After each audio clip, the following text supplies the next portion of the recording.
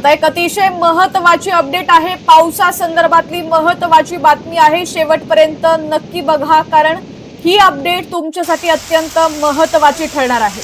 राज्यात पावसानं थैमान घातलंय, अनेक जिल्ह्यांमध्ये सतत पाऊस कोसळतोय। जून महिना जरी कोरडा गेला असला तरीही जुलै महिन्याच्या सुरुवातीपासूनच पाऊस कोसळतोय। जोरदार पाऊस बघायला मिळतोय। काल रात्रीपासून अनेक भागात मुसळधार पाऊस सुरू आहे। मुंबईमध्ये अतिमुसळधार पावसाचा इशारा देण्यात आलाय।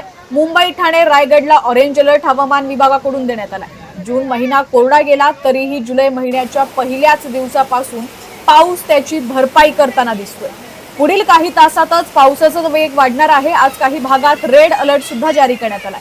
हवामान विभागानं दक्षतेचा इशारा दिलाय। अति महत्त्वाचं काम असल्याशिवाय शक्यतो घराबाहेर पडणं टाळा।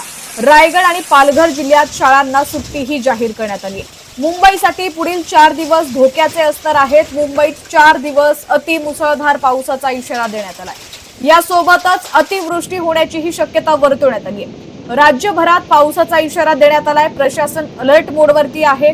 मुंबईत काल रात्रीपासून झालेल्या पावसानं अनेक भागात पाणी साचलंय। सखल हिंदमातामध्ये पाणी भरण्यास सुरुवात झाल्याचं आपण बघितलं। यासोबतच सायन्स सर्कल इथंही पाणी साचलंय। पुढील 4 दिवसात स्थिती आणखी गंभीर होऊ शकते। मुंबईसह उपनगरांमध्ये अतिमुसळधार पाऊस होऊ शकतो। 200 मिलीमीटर पर्यंत 24 तासात पावसाची नोंद होऊ शकते। पुढील 72 तासात अतिमुसळधार पावसाचा इशारा देण्यात आलाय। ठाणे जिल्ह्याला ऑरेंज अलर्ट जारी करण्यात आलाय। या ठिकाणी तुम्ही पाहू शकता, महापौर व आयुक्तांकडून कमांड कंट्रोल सेंटर मधून परिस्थितीचा आढावा सुद्धा घेतला जातोय। सखल व पूरप्रवण भागांवरती विशेष नजर टाकण्यात येते। आपत्ती व्यवस्थापन कक्ष 24 तास कार्यरत आहे। नागरिकांनी अत्यावश्यक कामाशिवाय घराबाहेर पडू नये असं महापालिकेनं आवाहन केलंय।